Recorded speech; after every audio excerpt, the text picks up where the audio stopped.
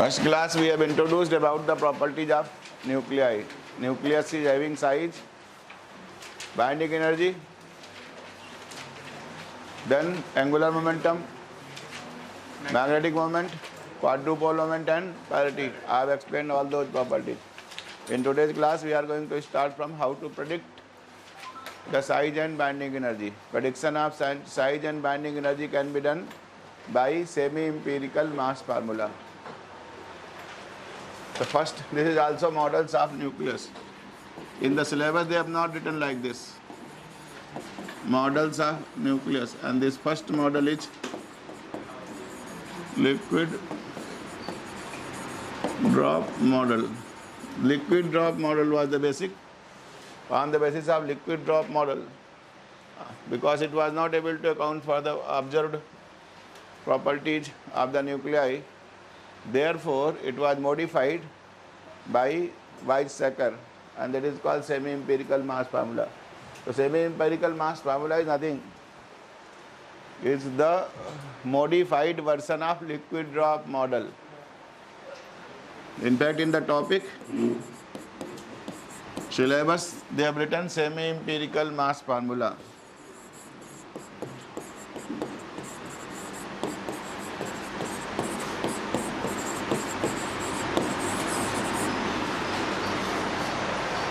Only they have written semi-empirical mass formula, mass parabolage. That is also the another format of the same.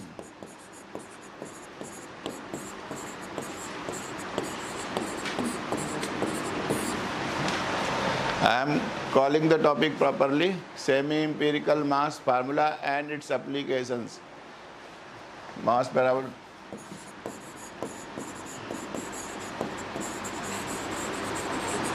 That is what is in the syllabus. Only these two things are in the syllabus.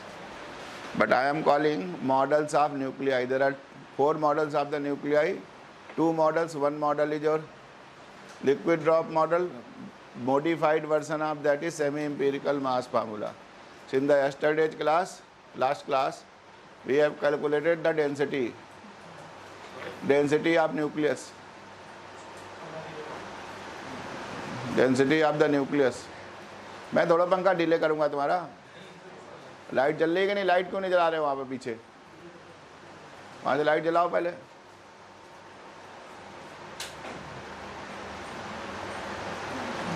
उधर से हाथ मार के light तो जलाओ उसकी.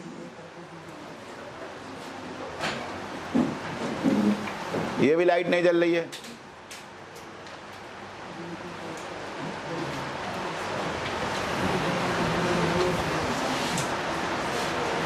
So nucleus behaves like a liquid drop. Nucleus behaves like a liquid drop. Shape of liquid drop is sphere. So shape of nucleus can be also regarded as sphere. Why nucleus behaves like a liquid drop? What are the analogies? What is the similarities between liquid drop and nucleus? Density of liquid drop is independent of its size. Density of nucleus is also independent of size. Whether lighter nuclei or heavier nuclei, density is same. Then 2 lighter nuclei fuse together in order to achieve stability and enhance binding energy per nucleon. So that means in order to achieve more stability.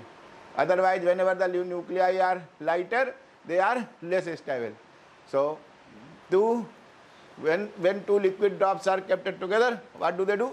They coalesce together and form a bigger liquid drop, and they become stable. Surface area is reduced. Good.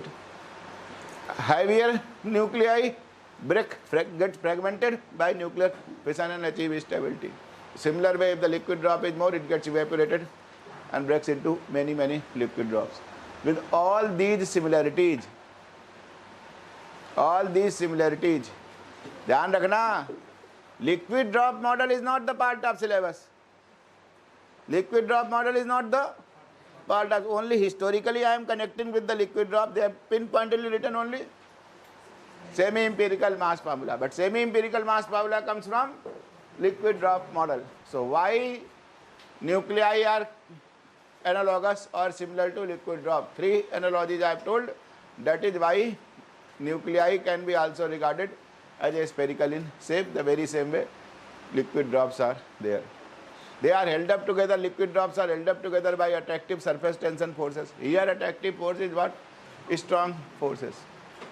And surface forces tries to break the liquid drop. That is why smaller the surface area, more stable is the liquid drop. Exactly here also there are surface forces, Coulomb repulsion forces which tries to break the nucleus. Correct? Who tries to keep the nucleus? Strong forces. Who tries to adversely affect the stability? Coulomb forces and the nucleons which are on surface. So we have to discount that, we have to take the effect of the nucleons which are on the surface. They will be adversely affecting the stability of the nucleus. And stability of the nucleus can be very simply predicted by what? Binding energy. So this model, liquid drop model is in effort. First of all, nuclei are behaving like a liquid drop, which are spherical in shape. So nuclei are also supposed to be spherical in shape. What was the radius of the nucleus? R naught a raised to power 1 by 3, where R naught about 1.3, 1.2 to 1.3 Fermi. So liquid drop model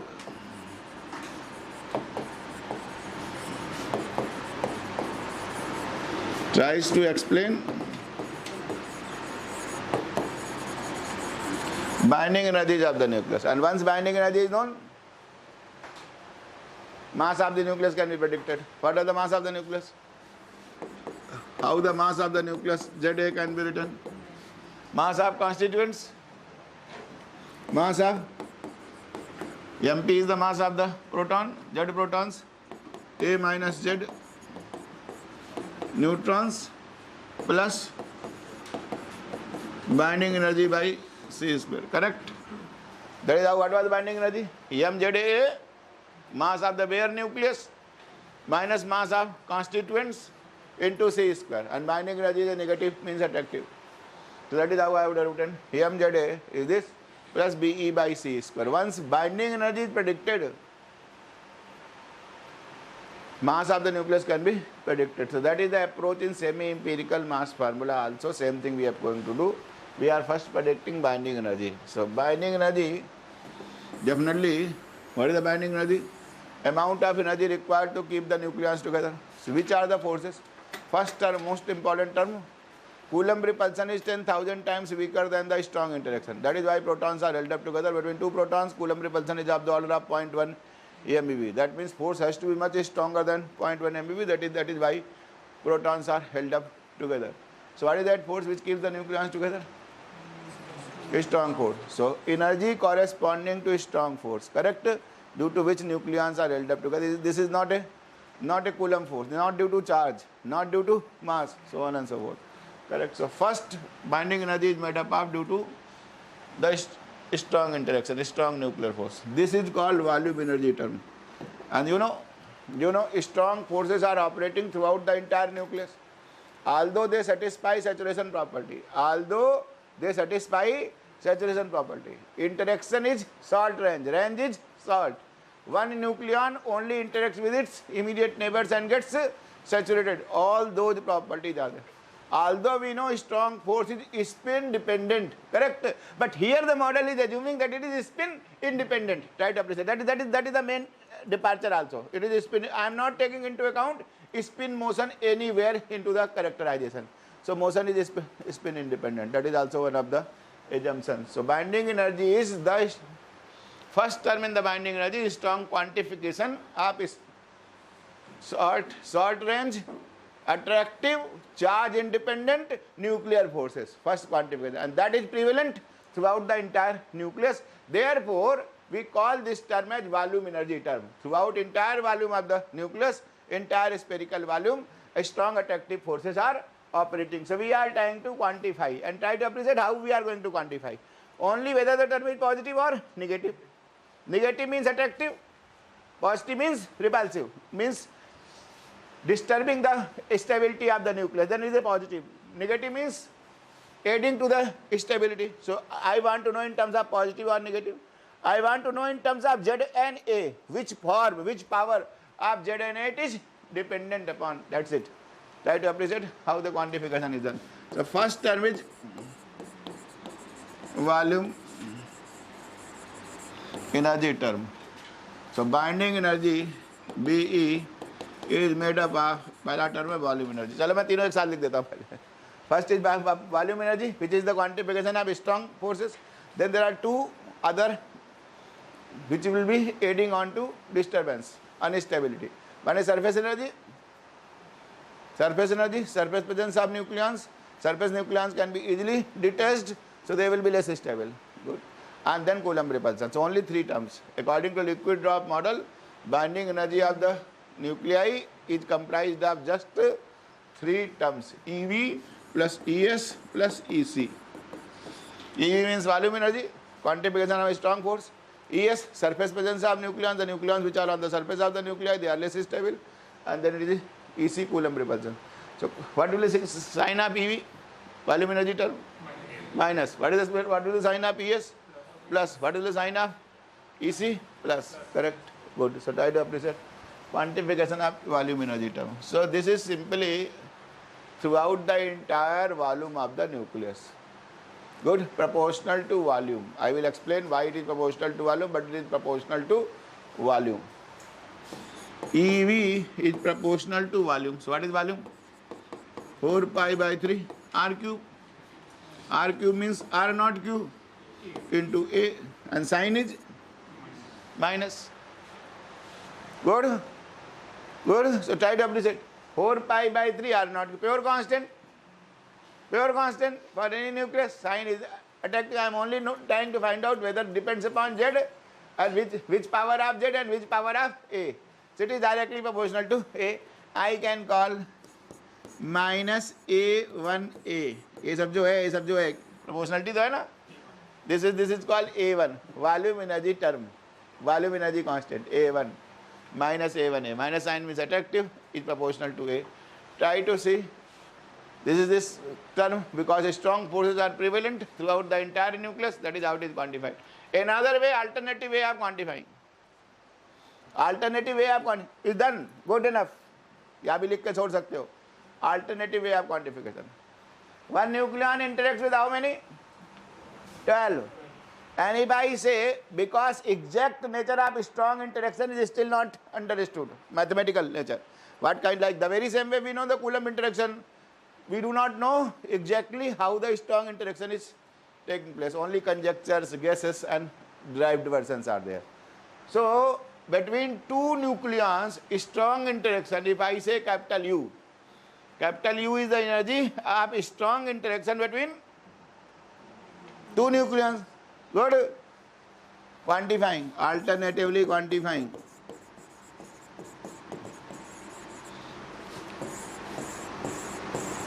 एक से कितने मिलेंगे ऐसे?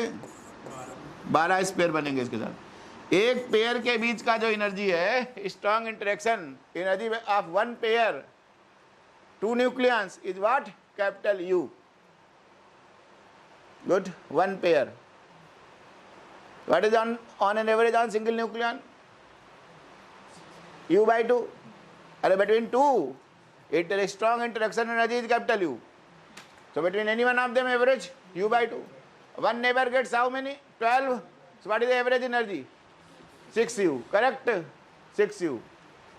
One nucleon. One nucleon, when it is interacting with 12 neighbors, capital U, I am saying, is the strong nuclear interaction energy between two nucleons.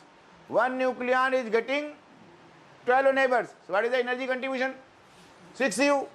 How many nucleons are there? Capital A. How many nucleons are there? Capital A. So net energy contribution. समझ में आया भैया? Net energy contribution 6U into A minus sign. Attractive. 6U. U is something constant. I could have called simply minus A1. समझ में आ गया जी? Good. This is alternative quantification given in Arthur Weger's book. This all justification is given in Arthur Weger's book on modern physics. So typically we can also say this, because strong forces are operating throughout the entire nucleus. So proportional to volume of the nucleus, 4 pi by 3 R cube, which is nothing, turns out to be a So first term is minus A1A. It is the quantification of strong nuclear force operating inside the nucleus. Now two discounts I have to make. One is definitely Coulomb repulsion. Coulomb repulsion, simplest quantification of the Coulomb repulsion is that simplest thing about the Coulomb repulsion is that if I consider two protons, Coulomb repulsion will be two protons. What is the charge? The A square upon, देखो पहले देखो, this is the nucleus, this is the nucleus, this is the center, some nucleon is here. On an average I can consider any nucleon here, all these nucleons. This is also proton, this is also proton, average. Average is radius r. So what is the Coulomb repulsion between two protons? A square upon 4 pi epsilon naught r. R is what? R0 a raised to power 1 by 3. It is the simplest quantification for Coulomb repulsion between any two protons. Nucleus is having Z protons. Nucleus is having Z protons. How many combinations can be made of Z protons? ZC2. Between any two is this. Any two is this. How many I can make? ZC2 combinations. So what is ZC2? Z minus 1 by 2. तो क्या हो गया देखो, E square upon 8 pi epsilon naught R naught, E square upon 4 pi epsilon naught R naught, क्या Z minus 1 upon A raise to power 1 by 3. Repulsive plus sign. This is a constant. This term is a constant term. Good. Order of this term is 0.6 MeV. Coulomb repulsion between any two protons is 0.1 MeV. So this typically this constant term is of the order of 0.6 MeV. ध्यान रखना. So how I would have called this? A3. This is a constant term. A3. This is a constant term. A3 whose order is 0.6 MeV. Z minus 1 upon a third है. Earlier when I have assigned 12 neighbors, that means I am considering the nucleon inside. I am not taking into account that nucleon which is on the surface. So second force is surface discount. I have to discount the binding energy for the nucleons which are on the surface, which can be easily detached. Good. So volume energy was throughout the nucleus proportional to volume. Surface energy is proportional to surface area. The nucleons which are on the surface of sphere. What is the surface area? 4 pi R square. So I have to make the discount for that. Is the second term. Discount. All the nucleons which are on the surface, they are easily detachable. They will adversely affect to the stability of the nucleus. Certainly positive term in binding energy. So second term, ये समझ में आ गया तीसरे term का quantification. Second term is surface energy. Surface energy, ES. ES is proportional to what? Surface area. Proportional to surface area is proportional to 4 pi R square. R square मतलब R0 square A raised to power 2 by 3. Correct? Correct? So it is nothing plus A2 plus A2, this I am calling all A2, A raised to power 2 by 3. Correct? So according to liquid drop model, binding energy of any nucleus is comprising of just 3 terms. Quantification for the strong nuclear interaction, then discount for the surface presence of nucleons, and then discount for the Coulomb repulsion. These 3 terms are made up of. So what? Binding energy is made up of EB. If I call EB is what? Minus A1A plus A2 A raised to power 2 by 3 plus A3 Z minus 1 A raised to power 1 by 3. Once the binding energy is predicted, masses will be easily predicted. मास में तो कुछ करना ही नहीं है, कुछ नहीं, binding energy by C square. Good. This model, who has built up this model? Who has built up this model?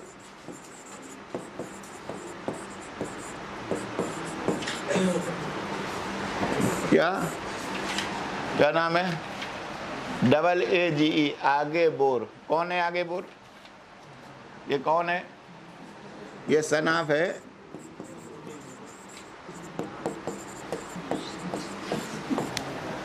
father gave the atomic model. Father gave the atomic model, son gave the model of the nucleus. A Bohr immediately accepted, because father was a towering personality in the world of physics, so no one could discount this model also. Got wide publicity. Good. So now this is such a nice approach. Right up to the, what is this nice approach? Binding energy of any nucleus can be predicted. Only I need to know what? Z और A तो हर एक nucleus का मालूम होता है आपको.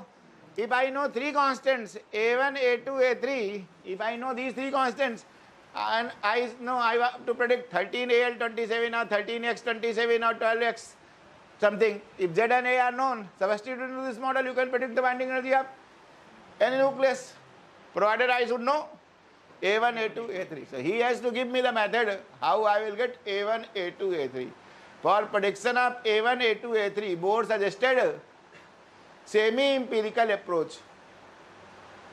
Semi-empirical approach. So you know semi-empirical approach. Already you have been told about semi-empirical approach in when? Einstein's model. What was semi-empirical approach? What is semi-empirical? 3 nucleus पकड़ लो, उनकी बाइंडिंग एनर्जी मेजर कर लो experimentally, जिनका Z और A मालूम है, Z और A मालूम है, उनका एक्सपेरिमेंटली क्या कर लो, बाइंडिंग एनर्जी प्रेडिक्ट कर लो. क्योंकि semi empirical experimentally I measure the binding energy of 3 representative nuclei. There are more than 300 nuclei, so I can choose any 3. So if I am a researcher, I can choose any 3, that is my choice. That is how A1, A2, A3 may differ. So choose the 3 known nuclei with Z and A, measure their binding energy experimentally, fit this curve. My formula is correct. I am assuming that my formula is correct, and predict the value of A1, A2, A3 by semi-empirical curve fitting. What? Semi-empirical curve fitting. Fitting this formula. Semi-empirically, I am fitting this formula. So once again, same drawback. There is no independent verification of this formula. If formula itself is wrong, then prediction will also be wrong. Correct? But try to appreciate what is the approach in semi-empirical. So what is the approach in liquid drop model? And exactly same approach is borrowed by the Weizsäcker formula. Whatever I will call semi-empirical formula, that is due to Weizsäcker and Bethe in 1935. Same approach. Good. So I can predict by measuring the experimentally binding energy of 3 nuclei, fitting the curve, 3 equations in 3 unknowns. 3 equations in 3 unknowns. I will predict the value of A1, A2, A3. Predict कर दिया. So now I can find out the mass or binding energy of any nuclei by the help of this formula. Good. Liquid drop model is clear with the all assumptions, that is strong interaction between the nucleons which keeps them together with a short range saturation. But here spin independence has been considered because no force, none of the terms are coming due to spin. क्या बताइए भैया, कहीं spin orbit coupling डाली है यहाँ पर? नहीं डाली है. None of the terms are spin. Unfortunately, every prediction is wrong. The predicted binding energy from this formula is far off from the experimentally observed value. What is experimentally observed value? Diagram है ना आपके पास? पहली class में जो diagram बना है binding energy graph, वो क्या है? एक्सपेरिमेंटल ग्राफ है. उस ग्राफ को रेप्लिकेट करना है.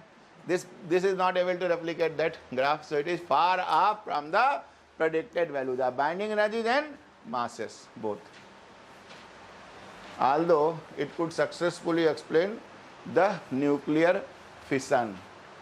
Nucleus is spherical in shape. That is a liquid drop model. Nucleus is spherical in shape. Neutron bombards, then nucleus sets into excitational mode, and when nucleus is set into vibrational and excitational mode, it is having 0 point energy, and shape gets deteriorated. And shape gets deteriorated. Deterioration means dumbbell from a sphere, it becomes ellipsoid. From a sphere, this model could explain only nuclear fission theoretically, not even mathematically. It could explain nuclear fission. Why did fission take place? Why did fission take place? Not quantification. Why did fission take place? That was explained from the liquid drop model. That original shape of the nucleus is spherical as due to liquid drop model. When it is bombarded by some neutron, it is set into excitational mode. When it is set into excitational mode, it becomes ellipsoid. And now, when it is vibrating, it will have 0 point energy. And energy is transferred by the neutron. Then the other forces gets working inside the nucleus. Strong forces tries to keep the shape together, and Coulomb repulsion forces tries to break the nucleus. So there is an interplay of these two forces, due to which shape starts distorting. So from a sphere it becomes ellipsoid, from ellipsoid it becomes dumbbell, from dumbbell it becomes critical, and from critical it breaks down. So that was the only correct prediction from the liquid drop model. Good.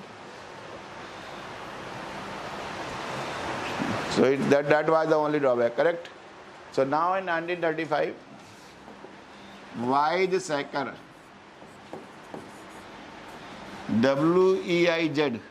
Weiz, S-A-C, German physicist, Weizsäcker, and American physicist, Bethe. They corrected the liquid drop model adopting the same approach. Approach is same. But they said they didn't question the basic logic of it, because strong forces are giving the stability to the nucleus, and Coulomb forces are breaking. Surface nucleon has to be also discounted, so that has to be there. But he added 2 more terms. So according to Weizsäcker and Bethe formula, are also called, what is this called? This is called semi-empirical formula. Semi-empirical formula. Binding energy is made up of EV plus ES plus EC. ठीक है जी, no fight. Same all the 3 terms as such. All the 3 terms. 2 more additions. 2 more terms. Pairing term and asymmetry term. E, asymmetry. A means asymmetry, and EP, pairing. This pairing term will come only when the nucleus is odd A. If the nucleus is even A, then there is EP term will come only when there is a even A. Even A nuclei will get paired, odd A nuclei will not get paired. Correct? So for odd A nuclei, there is no pairing term. This EP, pairing energy, so 5 terms I am adding. 4th term is what? Asymmetry energy. I will explain. Asymmetry energy. And 5th is pairing energy. This term exists only for even A nuclei. बहुत बार इसको मैं delta भी बोलूंगा, सिर्फ इस term को क्या बोलूंगा? Delta. So delta is equal to 0. Delta is equal to 0. और ईपी जो भी कहना चाहो, चाहे ईपी कहो चाहे डेल्टा को, is 0 for what? Odd A. And for even a plus minus delta और प्लस डेल्टा, दोनों 2 चीजें होती हैं. When the nucleus could be even. When the nucleus is even, there are 2 considerations: even, odd. Even are most stable, most abundant. most stable. 165 nuclei have been observed with the even consideration.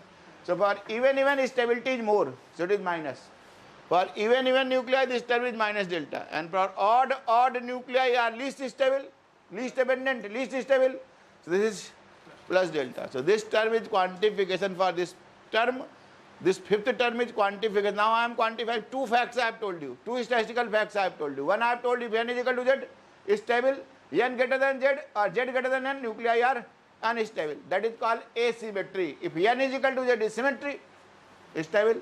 If n is not equal to z, anyone is greater, n is greater than z or z is greater than n, nuclei are unstable, because then the nucleon has to occupy the higher energy levels. It can always come down to, it will see there is some vacant state, lower one, lower energy, that can jump. So asymmetry energy, this is quantification for the stability curve. Asymmetry energy is a quantification for stability curve. Nuclei with n is equal to z is stable, n greater than z or n less than z is unstable. That is the quantification. And last term, pairing energy is quantification corresponding to even nuclei are most stable, odd nuclei are less stable. So for even it is minus delta, for odd it is plus delta, and very uniquely this term has been predicted. Pairing energy is last choice, because for half of the nuclei, pairing energy will not exist. If I say A is equal to 91 or A is equal to 121 or 181 or Z is equal to A is equal to 239, then this term will not exist. This term is only existing for the even A nuclei. Correct? So we will talk. I have told you how the pairing energy comes. Why the asymmetry energy? So fourth, quantifying asymmetry energy. They are nuclear energy levels. क्या है जी? Nuclear energy levels. Epsilon, 2 epsilon, 3 epsilon. ऐसे कुछ ना कुछ होगा, कुछ ना कुछ ऐसे होगा, तो फार्मूले के हिसाब से होगा, बट हमने ऐसे लिख दिया मोटे तौर पे quantified energy levels E, 2E, 3, so on and so forth. ठीक है जी. When the asymmetry energy arises, when the asymmetry Z is greater than n or n is greater than z, any one of them. This term is 0 if n is equal to z. 0, EA is 0 if n is z. But this does not arise if n is equal to z. First of all मतलब समझ में आया क्या मतलब है? अगर neutron proton बराबर है तो स्टेबल है वो, कोई पेयर एसिमेट्री नहीं है. एसिमेट्री नहीं है, एसिमेट्री का मतलब है कोई न्यूक्लियन एक दूसरे से ज़्यादा है. Whether proton is more than neutron और neutron is more than proton, they are the energy levels. ये सब क्या हो गया?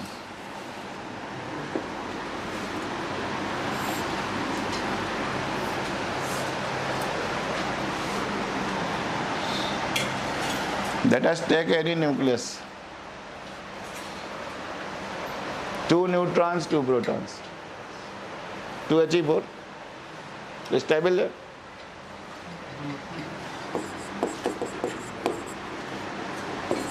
कुछ भी ले लो यार, 20 Ca40, they are all stables. अभी लेते हैं 2 He4, मतलब 2 neutrons and 2 protons, they are all shared. Ground state में 2 न्यूट्रॉन या 2 प्रोटॉन रह सकते हैं. आप स्पिन के पार्टिकल है, they are obeying Pauli exclusion principle. Only 2 can stay.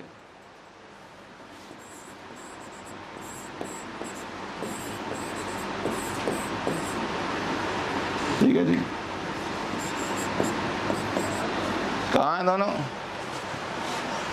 Ground state में फुल्ली फिल्ड, 2 न्यूट्रॉन्स, 2 प्रोटॉन्स. ठीक है जी. ऊपर का तो कोई स्कोप ही नहीं है, सब नीचे ही रहे हैं. 4 ही रह सकते हैं और 4 ही है. स्टेबल है, स्टेबल है. Let us, and you know they are inside the nucleus.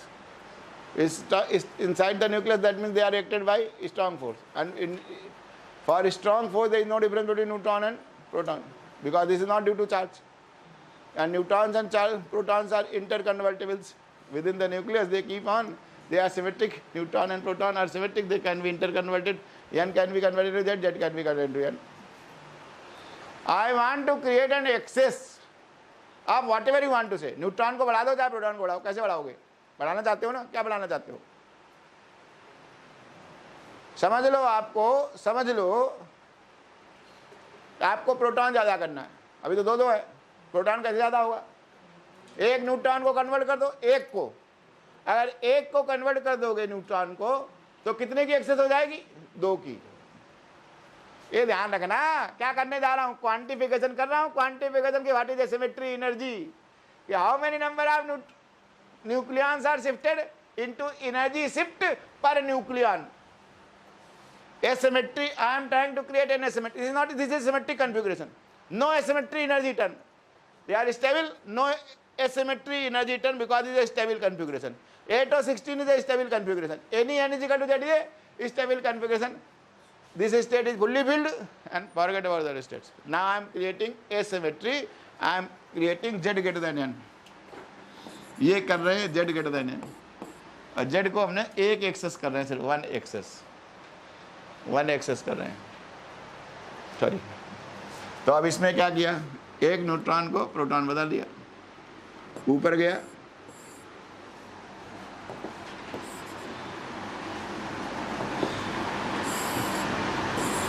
ऊपर गया, खत्म हो गया. कितने की एक्सेस हो गई?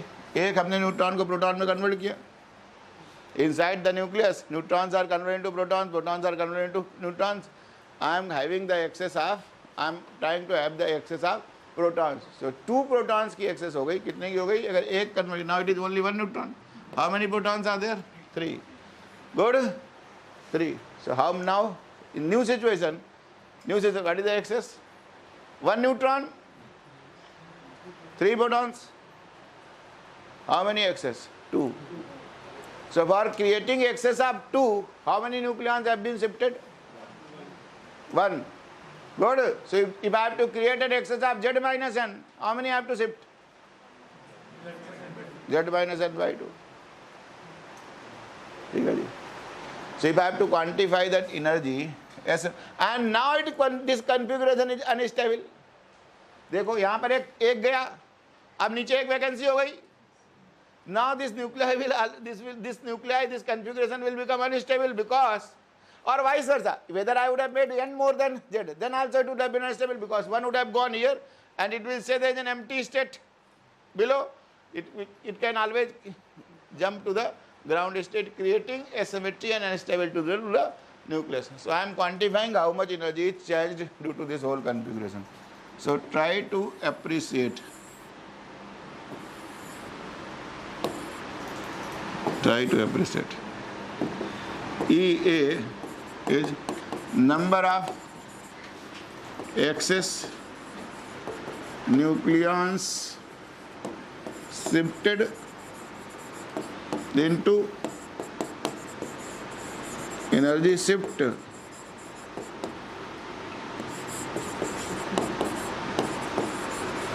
Per nucleon. गुड. भैया जरूरी नहीं एक ही करे. अगर 8 होते, 8 होते, 8 or 16, 8 or 16, 8 protons and this, and I have to create the excess of 4. Then how many I have to shift? 2. If I have to create the excess, then 2 protons have to be shifted. Now not both the protons can go to the next level. एक ऊपर भी जाएगा, आपको जाएगा कि नहीं जाएगा? क्योंकि 2 I can keep. Then what? एक जाता इसमें. अगर ये 4 होते, इसमें 8 होते, then I have to have shifted 2. One would have gone here, one would have gone to the higher level. How much energy would have been shifted? 2e. 2e. So if I have to create that excess of whatever number of nucleons excess I have to create, same level of energy level will be shifted. Z minus n by 2 into E, and per nucleon divided by A. So try to appreciate. Number of excess nucleons shifted, Z minus n by 2 or n minus z by 2. If I have to create the excess of Z minus N, excess of Z minus N, क्या जी? Excess of Z minus or N minus Z, both the things are same. I am just going to explain both the things are same. If I have to get, how many I have to shift? Z minus N by 2. What is the energy level shifted? Z minus N by 2 into E. If I have to create the excess of 4, energy level shifted is 2E. If I have to create the excess of 16, then energy level shifted will, number of nucleons will be shifted will be 8. Number of energy level shifted will be 4E. So this is Z minus 2. Z minus N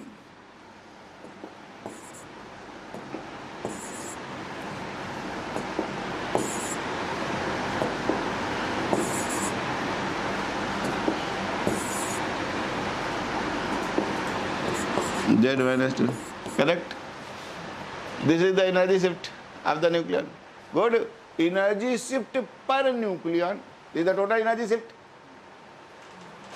This is the total energy shift per nucleon divided by A. Good. So what this term becomes? Z minus N whole square by A E by 4 or something. I am not interested. E is some characteristic of the nucleus. Some formula could have been E1, E2, anything. I have the general written. Z minus N by 2 whole square E by 4. This E is a constant. I would have easily written plus A4 Z minus N whole square by A. When I am creating, protons are more than the neutrons or vice versa, because this is Z minus N whole square. Is whole square term. Whether it's Z minus N whole square or N minus Z whole square, does it make any difference? Excess. Whether the neutrons are more than protons or protons are more than neutrons, excess energy is A4 Z minus N whole square by A. Good. I am writing. So E4 is plus A4 N minus Z whole square by A. No difference between N minus Z और Z minus N, क्योंकि square term है plus A4. हमें N तो लिखना नहीं था, N के terms में तो लिखना नहीं था हमें क्या लिखना था? फार्मूला किसके टर्म्स में लिखा जा रहा है? AN Z के टर्म्स में लिखा जा रहा है. N तो हमने आपको समझाने के लिए लिख दिया. N कितना होता है? A माइनस Z होता है. तो क्या हो गया ये?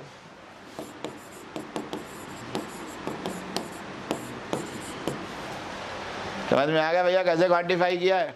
How this term has been quantified? Asymmetry energy, excess number of nucleons, whether neutron is more than proton or proton is more than its one stability, terms becomes A4 A minus 2Z whole square by A. Correct?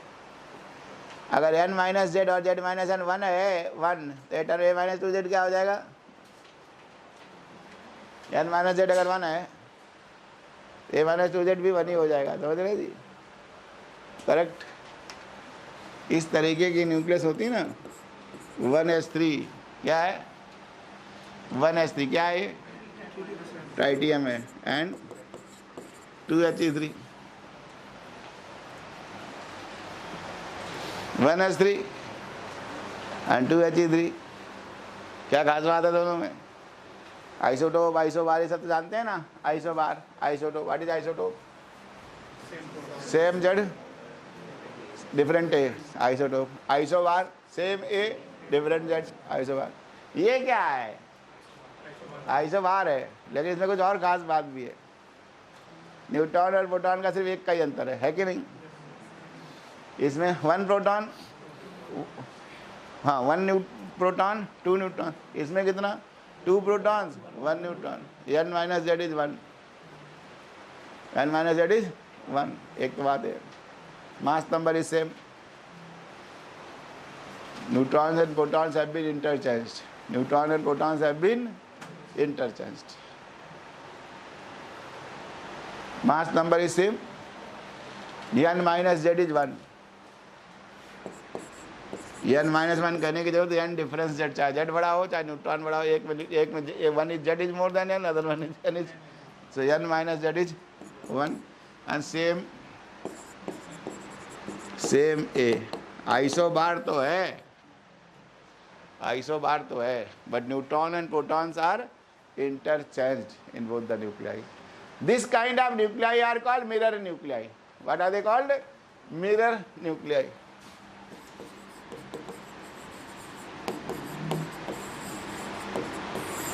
Mirror nuclei. So mirror nuclei के this term is only A. Only this term is dependent upon A, because this term is n minus z is 1 by very definition. 8 O 15 and 7 and 15, they are also mirror. This pair is a mirror nuclei. This pair of nuclei are a mirror nuclei. 8 O 15 and 7 and 15, they are also pair of mirror nuclei. They are also pair of mirror nuclei. So mirror nuclei and difference z is 1. Mass number is same. This is the fourth term. ठीक है जी. Now according to binding energy formula there are 4 terms. There are 4 terms. क्या क्या होगा जी? What is binding energy? Minus A1A plus A2 A raised to power 2 by 3 plus A3 Z minus 1 A raised to power 1 by 3 plus A4 A minus 2Z whole square by A. Good. Up to this should work for your odd A nucleus. For odd A nucleus there is no fifth term. This should work for odd A nucleus. Take any odd A nuclei, 4 representative odd A nuclei, predict A1, A2, A3, A4. क्या कहा? Take any 4 representative, whatever I feel representative, odd A nucleus, because for odd A nucleus there is no pairing energy term. Odd A nucleus there is no pairing energy term. So predict A1, A2, A3, A4 and then check. So after introducing asymmetry energy, because asymmetry energy is bound to be there in odd A nuclei, होगी कि नहीं? Odd A means unpaired, means something is excess. Either neutron is more than proton or proton is more than neutron, then only it is odd A. So for odd A nuclei तो होनी है this term. I will predict A1, A2, A3. Prediction of most of the odd A nuclei binding energy is correct. Most of the nuclei, odd A nuclei is correct. Odd A nuclei. Good. A1 is 14 MeV, A2 is 13 MeV. Typical data I am sharing, given in book, you can cross check. A1 is 14 MeV, A2 is 13 MeV, 13.1, A3 is 0.6 MeV and A4 is 19 MeV. ये सब देख सकते हो. If I write this, I can predict the binding energy, I can predict the mass of any nucleus, correct? Good. Now half of the nuclei which are even A, now fifth term will also come into the play. And prediction of fifth term is very unique. There is no scope of making mistake. Good. ये चारों term आ गए. अब आप किसी का भी Z और A डालते जाइए. Binding energy predicted है. This is a predicted value of binding energy. For any nucleus, even A और odd A, कहीं के भी निकाल लो आप. Odd A के लिए तो valid हो गया. Even A के लिए क्या करो? Predict the binding energy from this formula. And go for the experimental data also you have got. And see the discrepancy. Try to see what approach is being done. Predict the 4 terms from this formula.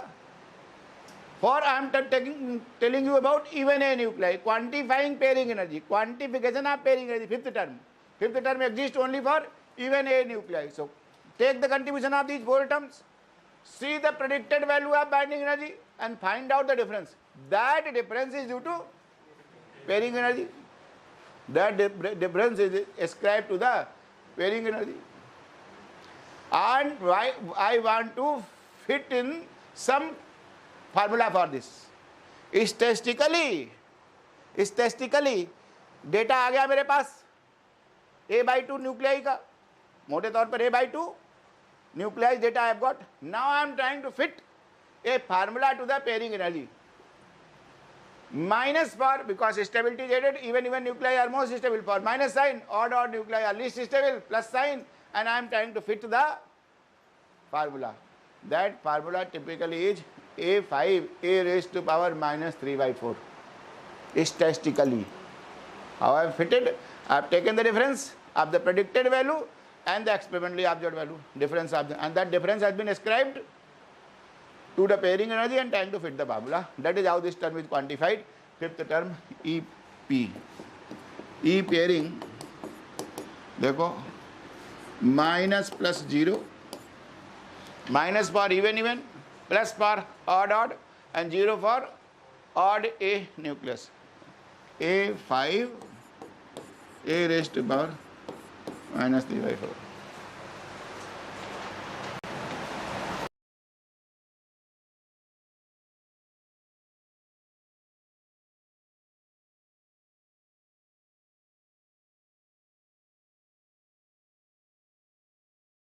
This A5 is 34 MeV. Typically this value is 34 MeV, this data.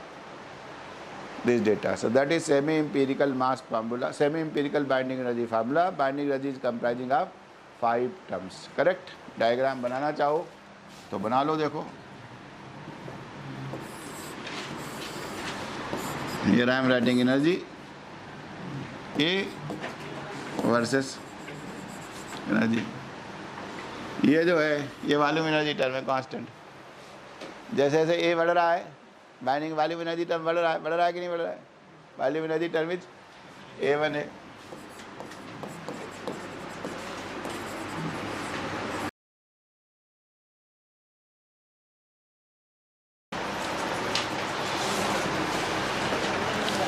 Surface energy term A2 a raised to power 2/3.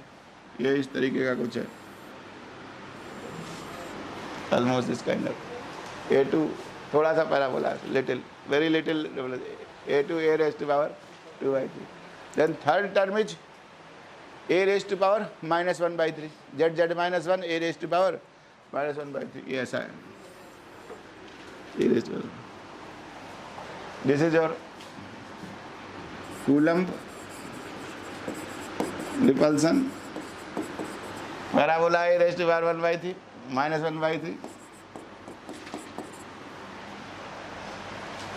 This is your A raised to power 2/3 is proportional to A. इन तीनों को सम करेंगे तो graph मोटे तौर पर वही हो जाएगा. इन तीनों को सम करेंगे तो कैसा हो जाएगा जी? ऐसा हो जाएगा आपको.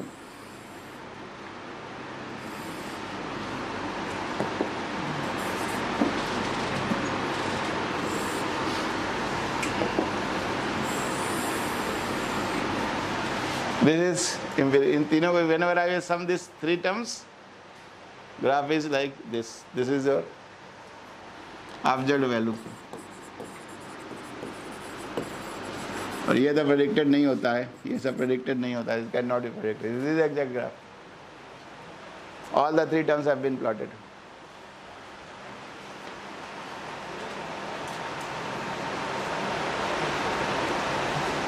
तीनों का सुपरपोजिशन किया, तीनों का सुपरपोजिशन करके दिया तो all the 3 contribution exact graph is reciprocated. किताब में बना हुआ है, बनाना पड़ता है जी, समझ रहे हैं? This is the observed graph. Bye the help of all the 4 terms this graph is replicated.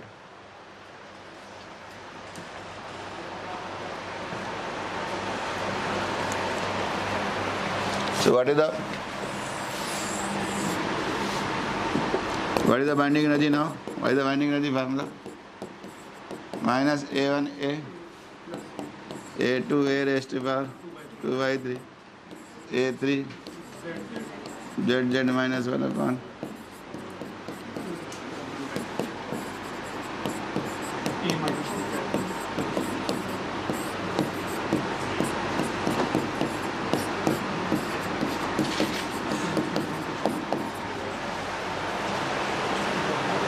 this is semi-empirical binding energy formula.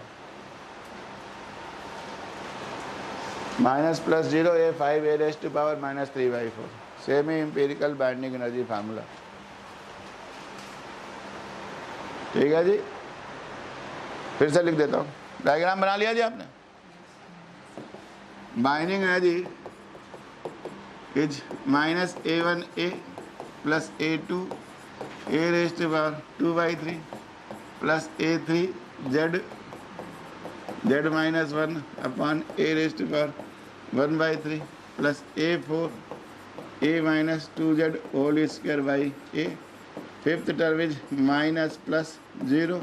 For every nuclei I have written A5 A raised to power minus 3 by 4. What is this called? क्या है? Semi empirical binding energy formula, because A1, A2, A3, A4, A5 are predicted semi-empirically by fitting this curve. A1, A2, A3, A4, A5 are predicted semi-empirically by fitting this curve. Good. All the constants I have already told you. Now you can predict what is the first success. Binding energy of any nucleus can be predicted. Binding energy आप किसी को याद करने की जरूरत नहीं है. Binding energy of any nucleus can be easily predicted, whether stable or unstable. Only I need to give you ZA. क्या जी? Only I need to give you ZA. You can predict the binding energy from this formula. Binding energy can be predicted. Semi-empirical mass formula. Difference है. Semi-empirical binding energy. This is semi-empirical binding energy formula. If I ask you binding energy formula, then you have to write binding energy. Now if I ask you mass formula, you have to write mass from this. Mass. तो mass क्या था जी? What was mass? MZA ZMP plus A minus Z Mn. MP is the mass of proton, Mn is the mass of neutron, plus B by C square. Now only I am going to say this A1, A2, A3, A4, A5, they are in MeV. In this formula, first formula, they are in the units of MeV. Now here they are in units of MeV by C square. I will say what are the units of A1, A2? They are MeV by C square. Nothing. That's it. So same formula. Minus A1A plus A2 2 by 3 plus A3 Z square minus Z A raised to power 1 by 3 plus A4 A minus 2.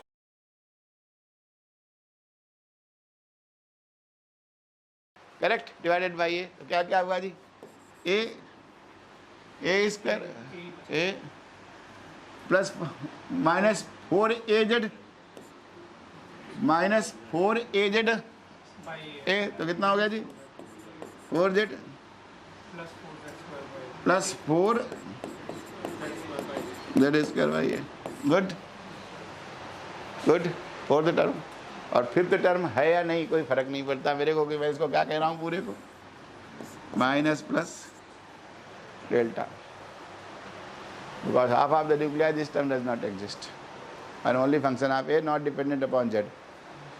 It is only function of A not dependent upon Z. लिख दिया जी, लिख दिया जी. Correct correct.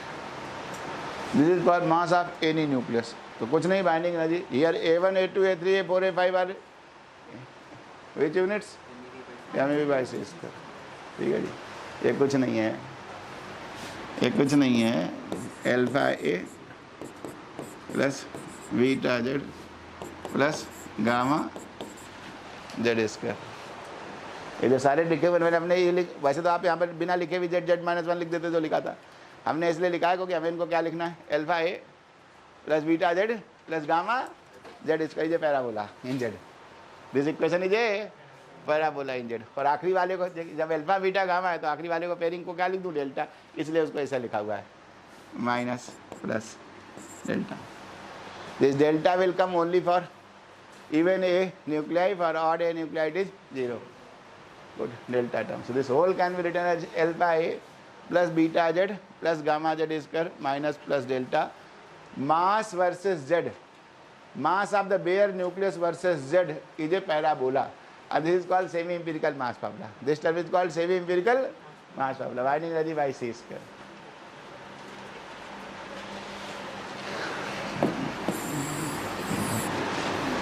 I'm just rubbing it out. ठीक है जी, देखो भैया, this is called semi empirical mass formula. A के साथ क्या क्या है बताओ, what is A, what is with Z, what is with Z square. A के साथ कौन कौन सा टर्म है, इसमें तो ए नहीं है, नहीं है, उसमें कितने ए है, ये मैंने है, ये लिख दिया। इसमें कितना है, माइनस ए वन, ये भी मास की यूनिट में, ए वन मास की यूनिट में है कि नहीं, ये भी लिख दिया। ये भी लिखूँ, इसको कैसे लिखूँ, A raise to power A to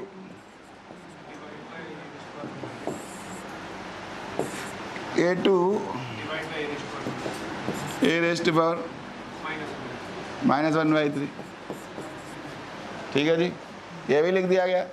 इसमें ए है क्या, नहीं है, इसमें ए है प्लस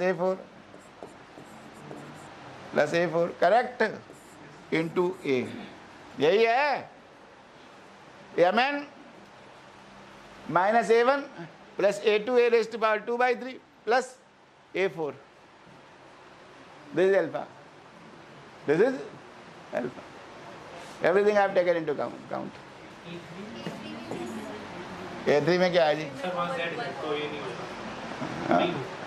बेवकूफ़ है ना, वहाँ पे Z भी है।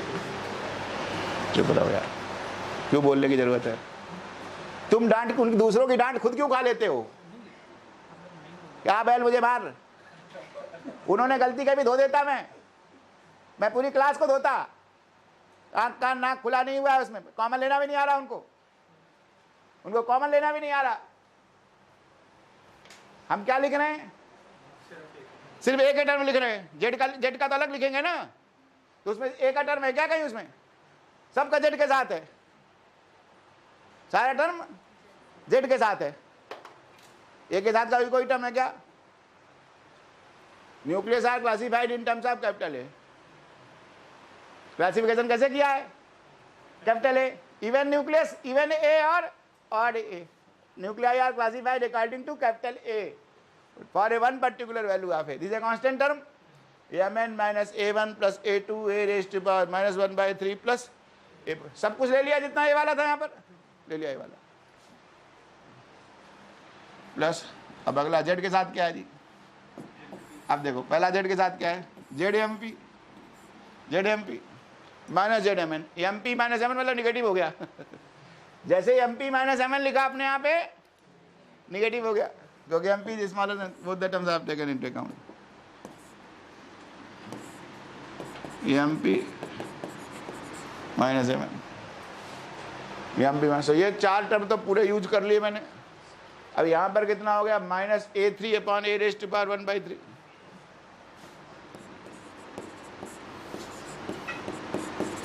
A3 upon A raised to power 1 by 3. This also I take into account. Now here क्या, minus 4A4, minus 4A4, ये अलग अलग लिख लो जी, ये बीटा है, अल्फा क्या है, अल्फा क्या है जी, Mn minus A1 plus A4 plus A2 A raised to power minus 1 by this alpha. What is beta? Mp minus Mn minus A3 A raised to power -1/3 -4A4. देखेंगे कि negative होगा. This beta, this alpha, this is beta. This now only z square terms are left out.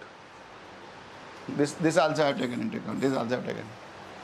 Now only z square terms. पूरा test पूरी series हो गई. With z square what are the terms? z square के साथ क्या है? A3 A upon 1/3. Then plus 4 A4 upon A. Good. That is gamma. अलग अलग लिख लो जी. Gamma is A3 A raised to power 1/3 plus 4A4 upon A. Good. So whole semi-empirical mass formula, semi-empirical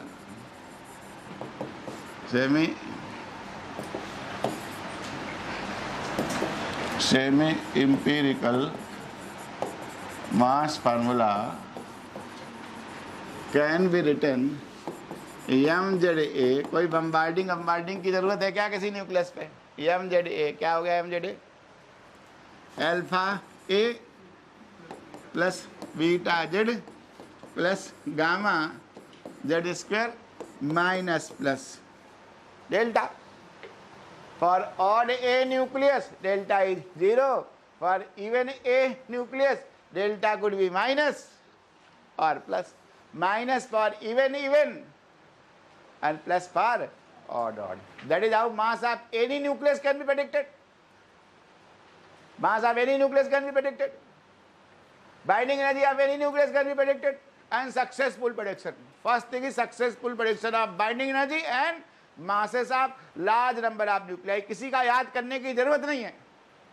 From all those predictions, जहां कहीं कुछ ना दिया हो, मास कैसे निकालेंगे? मास semi empirical mass formula. Most important 1/3 syllabus खत्म हो गया न्यूक्लियर फिजिक्स का. सेमी इंपीरिकल मास फार्मूला खत्म होने के साथ 1/3 सीट खत्म हो गई. समझ में आ गया? ऑलरेडी मैंने युकावा की मेसन थ्योरी बता दी आपको. Salient features of strong force पहले बता दिए आपको मैंने. टाइप्स ऑफ न्यूक्लियस बता दिया आपको मैंने. 1/3 सीट खत्म हो गई. जाके देख लो 17 क्वेश्चन खत्म हो गए 50 में से. अगर आपको सेमी इंपीरिकल मास फार्मूला समझ में आ गया. अभी क्या क्या प्रेडिक्ट करने जा रहा हूं देख लो उससे. Packing fraction is predicted. क्या है packing fraction? m/a - 1. m/a - 1. m can be predicted. a you known to you.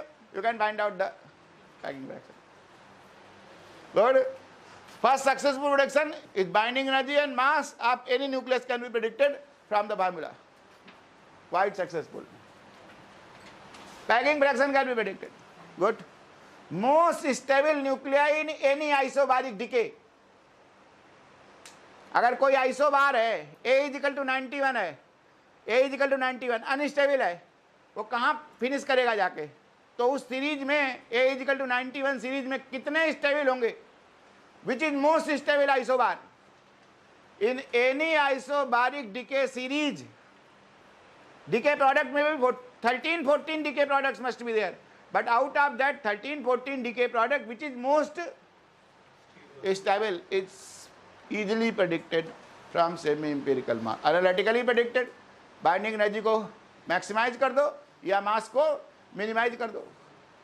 Isobaric series मतलब A constant and values of Z are varying. क्या बदल रहा है? Z बदल रहा है. अभी समझा रहा हूँ आपको.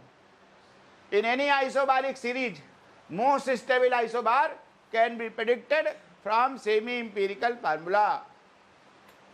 Good. डायग्राम से ऐसे ही प्रेडिक्ट हो जाएगा. ये लो alpha A plus beta Z plus gamma Z square. ये लो पहले तो ऑड ए के लिए कर रहा हूँ. ऑड ए देख रहा भैया डेल्टा भी निकल आता है. और ऑड ए न्यूक्लियस क्या यार ऑड ए न्यूक्लियस एक ही है. डेल्टा 0 है ऑड ए के लिए. कैसा डायग्राम है? ये डायग्राम है. Mass versus Z.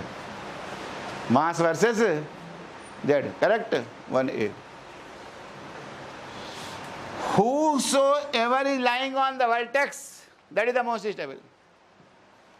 Looking at this, whosoever is lying at the vertex is most stable because it is the minimum mass.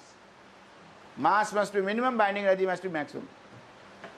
For most stable isobar, mass must be minimum.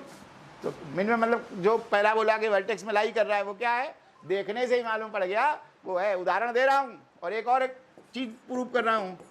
A is equal to 91. Good. क्या क्या बता दिया? What are successful predictions? Binding energy and mass. Binding energy is predicted, mass is predicted. Packing fraction is predicted. Most stable isobar is predicted. Analytically भी तो d by dz कर दो, चाहे dm by mass को minimise कर लो, dm by dz कर लो, dm by dz कर लो. अगर डायग्राम बना हुआ है, पूरा डायग्राम आपने स्केल से बनाया तो जो वर्टेक्स में है वो स्टेबल है, मोस्ट स्टेबल है. और नहीं तो ऐसे देख लो एनालिटिकली. एनालिटिकली क्या करोगे? Mass minimum, dm by dz 0, dm by dz 0, z is equal to z naught. क्या आ गया भैया? क्या आ गया जी? Beta plus 2 gamma z naught it 0. z naught कितना? 5 बार की न्यूमेरिकल प्रॉब्लम फिनिश्ड. हर बार पूछता हूँ जी. कभी दे दूंगा 27 के लिए निकालो, कभी कहूँगा 81 के लिए निकालो. Most stable isobar. क्या आंसर है? Minus beta. बीटा और गामा की वैल्यू दे रखी है तुमको, आपको वहाँ डाल के देख लो और प्रेडिक्ट कर लो. Minus beta by 2 gamma. सिर्फ ए पे डिपेंडेंट है, Z naught value. Binding energy से भी निकाल सकते हो. Predict most stable isobar for A is equal to 91 और ए इज इक्वल टू 27. ये लगेगा. और इवन ए भी होता तब भी कोई फर्क नहीं पड़ता, क्योंकि वो जो डेल्टा का टर्म है उसमें क्या है? ए का ही टर्म है ना. डेल्टा क्या है? डेल्टा में जेड तो नहीं है ना. जेड नहीं है ना, तो डिफरेंशिएशन में क्या गायब? डिफरेंशिएशन में कौन सा काम आएगा? सिर्फ यही 2 टर्म तो होंगे डिफरेंशिएट. उस टर्म से कोई फर्क नहीं पड़ता ना. इस वाले से कोई फर्क पड़ता ना, इससे कोई फर्क पड़ता, क्योंकि डिफरेंशिएट करोगे तो क्या करोगे? Beta plus 2 gamma Z not ही होगा. Every situation only this is this, whether even A nucleus और odd A nucleus. Good. Fourth, stability against beta decay. Beta decay can be also explain by the help of this. Stability against beta decay. Fourth point is stability against beta decay. How beta decay is explained? Stability against beta decay. Stability against beta decay. Every nucleus tries to reach here. Good.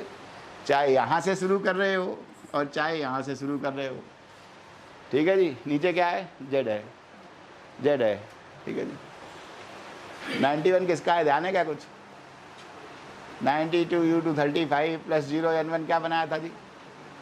36 krypton 91 ऐसे लिखा था ना. लेकिन stable 36 krypton नहीं है, कोई 40 में जाके स्टेबल होता है.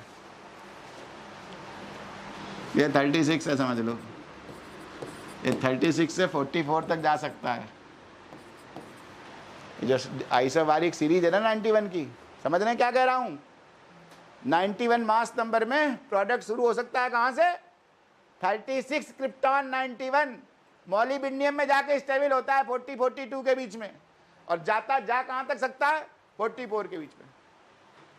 Good. Any one of the product could be there for A is equal to 91. What are the products? 36 something, 37 91, 38 91, 39 91, 40 91, 41 91, 42 91. ये कुछ भी हो सकता है प्रोडक्ट, कहीं से भी हो. करेक्ट. चाहे 44 हो तब भी यहाँ आना है इसको, और चाहे 36 हो तब भी यहीं आना है. यही प्रोडक्ट फाइनल हो रहा है. और ये 40 के आसपास है. कैलकुलेट करके देखोगे आप जाके, ये वैल्यू 40 के आसपास मेरी प्रेडिक्टेड है.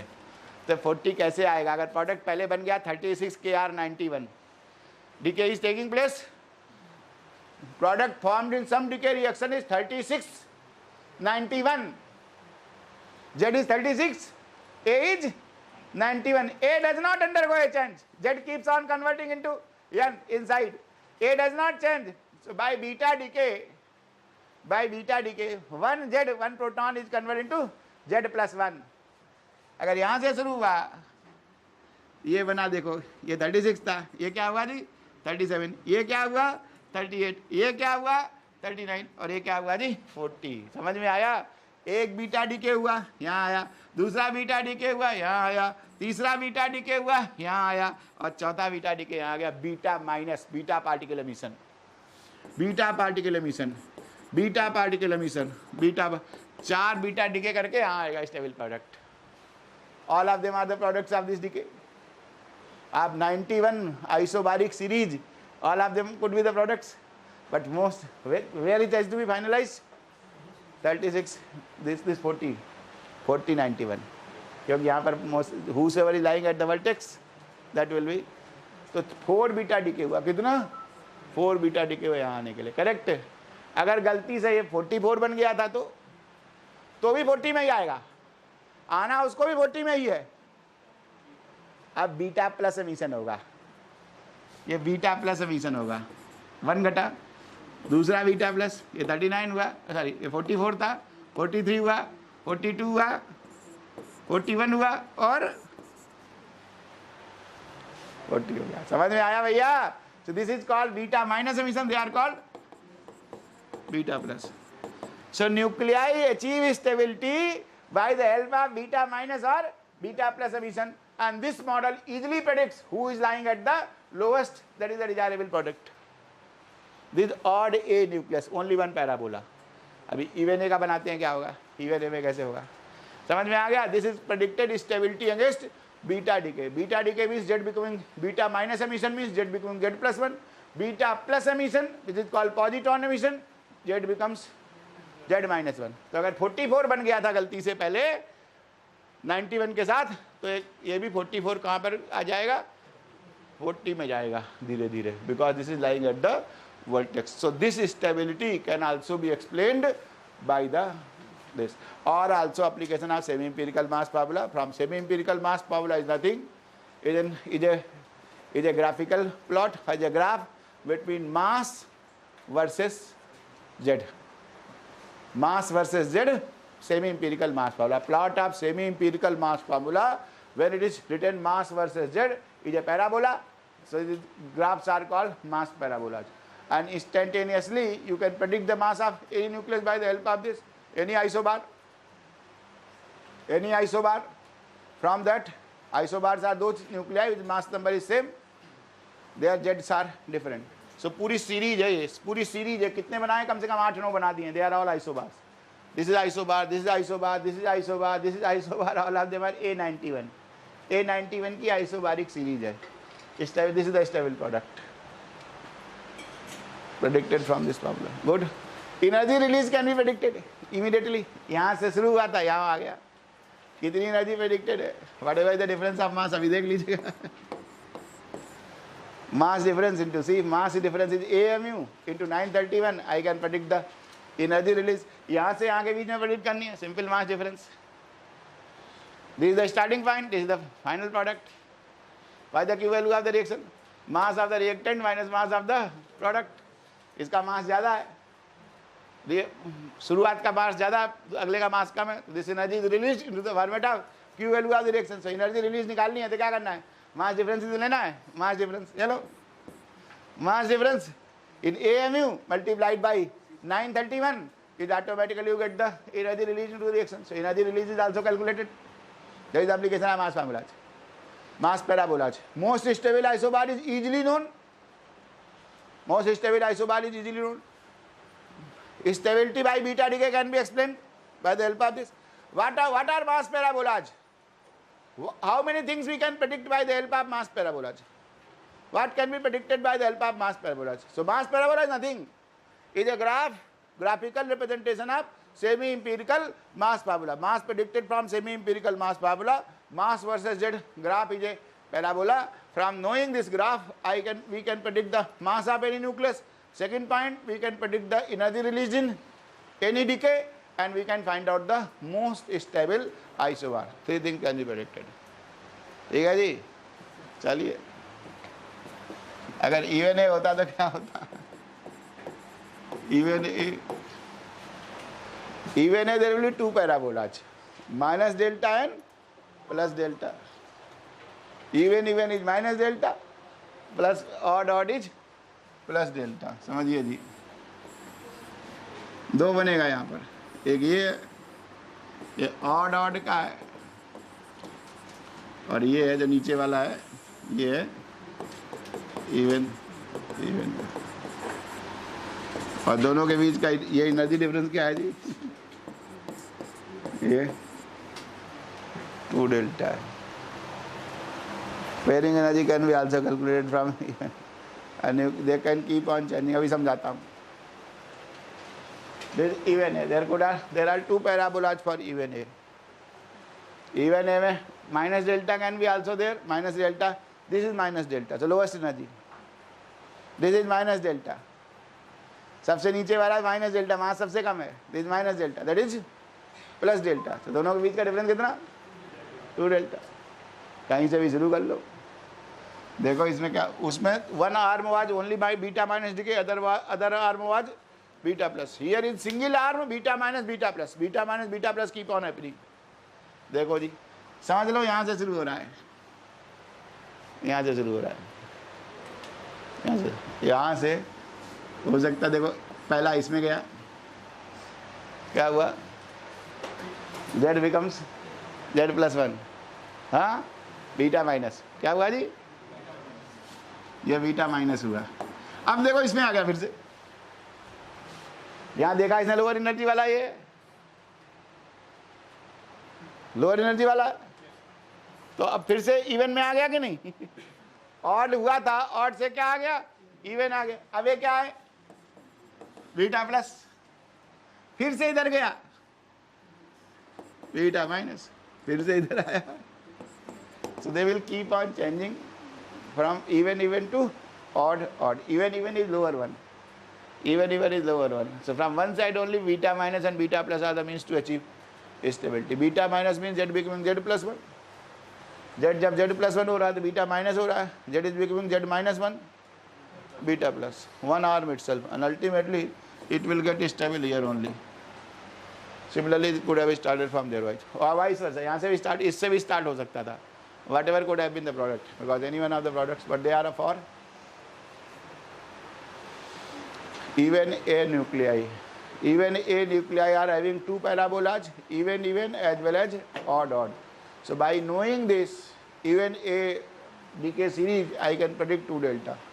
I can predict pairing energy term. अगर मेरे पास आइसोबारिक सीरीज है टोटल, तो I can predict the pairing energy from here also. Good. What was the point? कौन सा था? फोर्थ प्रेडिक्शन बताया आपको, stability by beta decay. Stability by beta decay. Beta decay means beta minus emission as well as beta plus emission are the means by which we can achieve the stability. Can be explain by this thing. Good. Prediction of radius size, prediction of size or prediction of radius. Prediction of size or prediction of radius. ठीक है जी. पांचवा point, पांचवा ही है ना, fifth. Prediction of size और coulomb radius. Prediction of size भी बोलूँ और कूलम्ब रेडियस बोलूँ तो एक ही बात है जी. Prediction of Coulomb radius.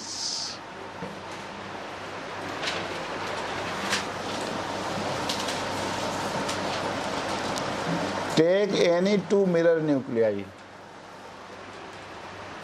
Take any 2 mirror nuclei.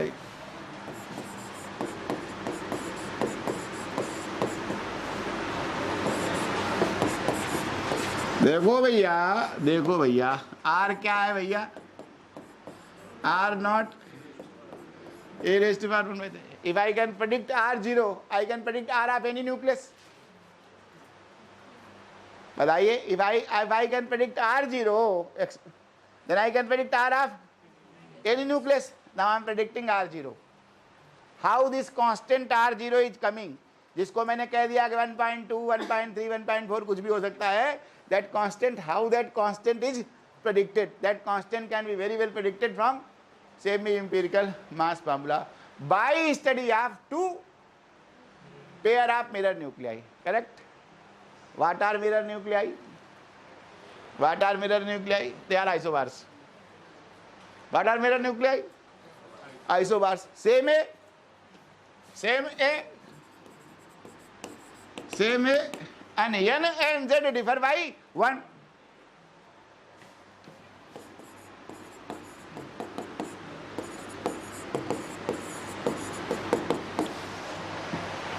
ठीक है जी, ठीक है जी, ठीक है ना। तो बाइंडिंग एनर्जी क्या थी जी बताओ? सिर्फ बाइंडिंग एनर्जी लिख रहे हैं, मास नहीं लिख रहे जी। किसी न्यूक्लियस की बाइंडिंग एनर्जी क्या थी? A1 A, A2 A raised power 2/3 plus A3। Thumb rule याद रखना, ये सब छोटी छोटी चीज़ें बहुत इंपॉर्टेंट है। Plus A4 A minus 2Z whole square by minus 5 A5 A raised power. ठीक है भैया, ठीक है भैया, भैया अगर ठीक है तो दो मिरर न्यूक्लियाई का डेल्टा वी क्या होगा? ये याद रखना, न्यूमेरिकल कुछ भी पूछ सकता हूं इस एग्जाम में, कुछ भी पूछ सकता हूं। बताओ डेल्टा वी, कैलकुलेट करने की जरूरत नहीं पड़नी चाहिए। अगर कैलकुलेट करने की जरूरत पड़े तो निहायत मूर्ख हो। कैलकुलेट वहां पर एग्जाम में जो करता है उसको क्या कहता हूं? मूर्ख है, समय खराब कर रहा है मेरा। बताओ डेल्टा वी क्या होना चाहिए यहाँ पर? मेरा पहला टर्म आएगा क्या? नहीं आएगा, क्योंकि ये तो सेम है। दूसरा टर्म आएगा क्या? नहीं आएगा, सेम है। पांचवा टर्म आएगा क्या? नहीं आएगा, सेम है, करेक्ट। चौथा टर्म आएगा क्या? A4/A है, नहीं आएगा, गुड। बहुत बड़ा मैसेज है, इसको कान पकड़ के 10 क्वेश्चन आंसर किए जा सकते हैं इसी से कि binding energy difference of mirror nuclei is due to only Coulomb representative, nothing else. ये न्यूमेरिकल पूछ सकता हूं। Delta B is nothing, delta EC, delta B is nothing, delta EC. EC मतलब कूलम एनर्जी। ये नहीं आएगा, ये नहीं आएगा, ये नहीं आएगा और ये भी नहीं आएगा, गुड। गधा क्या करता है भैया, समझ रहे हो? क्या नाम है तुम्हारा? नाम क्या है? यथार्थ। और नाम तो बहुत अच्छा है। गधा कैलकुलेट करके दिखाता है वहाँ मुझे, और मैं उसको क्या समझ लेता हूँ? समय खराब कर रहा है। वो 70% 60% वाला नहीं है, वो 5 नंबर वाला ही है, गधा है। मास्टर लाइन बोलनी पड़ती है कि मिरर न्यूक्लियाई क्या है? Mirror nuclei are those nuclei whose mass number is same and neutron and proton differ by 1।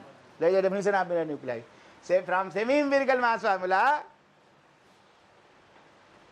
volume energy term which is the quantification of strong force only depends upon A volume, because nucleons का कोई अंतर नहीं है। Neutron and protons for the strong interaction they are same particles. For strong interaction neutron and protons are the same particles. It depends upon only A, not dependent upon N Z बदल दूं, Z N बदल दूं, बदलेगा क्या? नहीं बदलेगा, because nuclear force is charge independent. Nuclear force is charge independent. तो neutron को प्रोटॉन में बदल दूं, प्रोटॉन को न्यूट्रॉन में बदल दूं, कोई फर्क पड़ेगा क्या? नहीं पड़ेगा। तो A1 A है, वो तो A1 A है, इसलिए उस पर कोई फर्क ही नहीं पड़ेगा। सिर्फ किस पे फर्क पड़ेगा? कूलम टर्म में फर्क पड़ेगा। कोई rest everything is dependent upon A. चूंकि यहाँ पर n-z था, that is also 1 by definition. This term is 1, so this asymmetry energy term is also 0। Whenever I am going to take the difference, तो करके दिखाने की जरूरत नहीं, ओनली डेल्टा ईसी।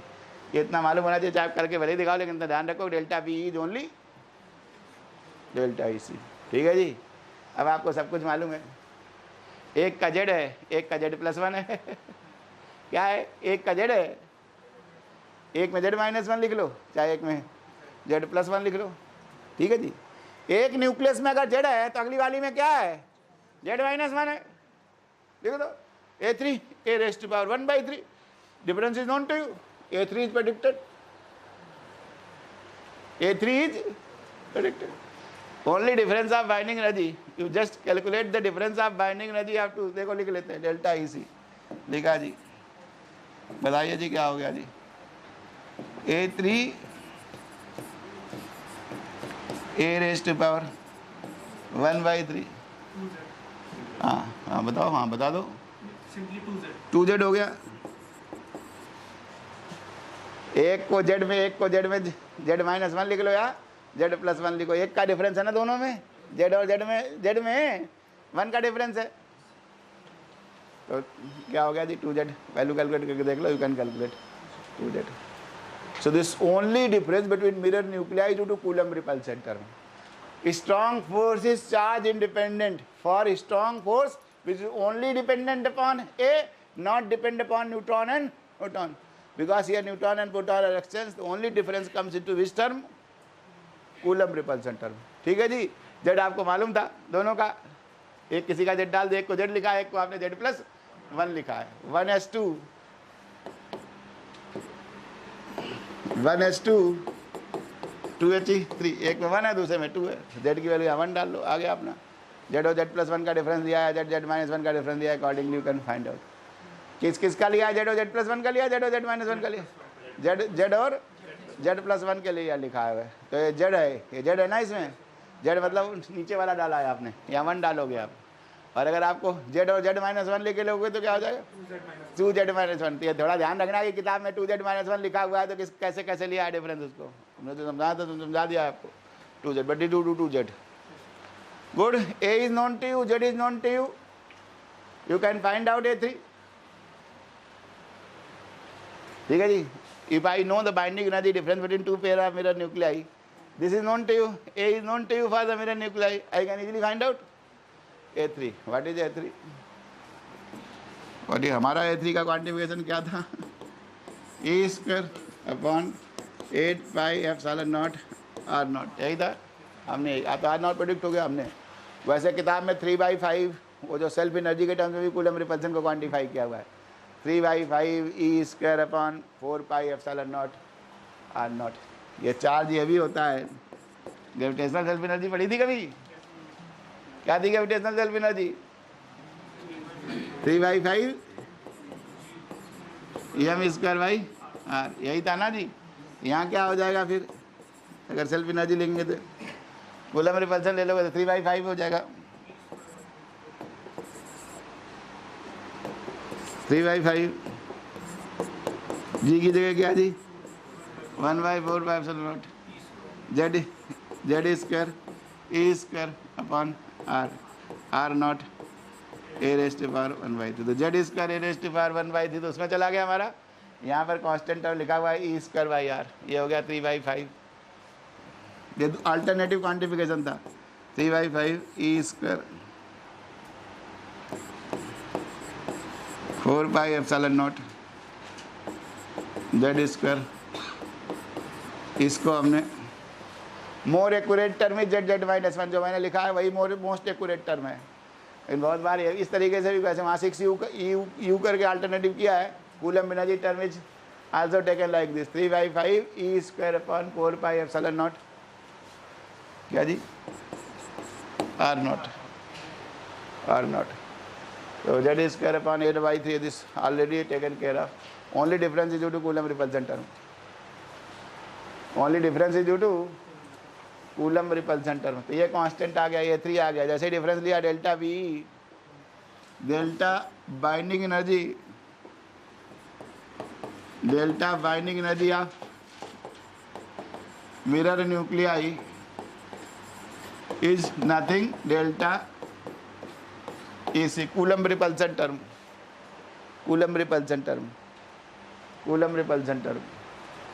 और कूलम रिपल्सन क्या क्वांटिफाई किया है? कूलम रिपल्सन क्या किया है जनरल?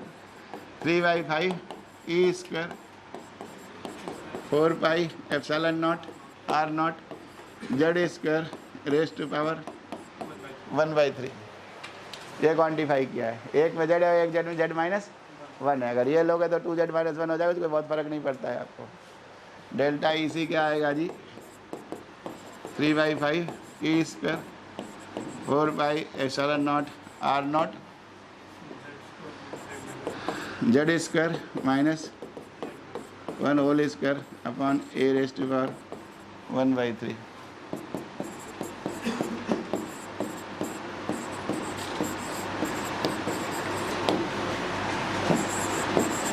वो भी वहाँ पर Z उसमें भी यही आ रहा था ना, अपॉन A⁻⁴ इसको हमने AC बोला था. हमारा जो AC का क्वांटिफिकेशन ये था A3 है. This A3 3/5 E²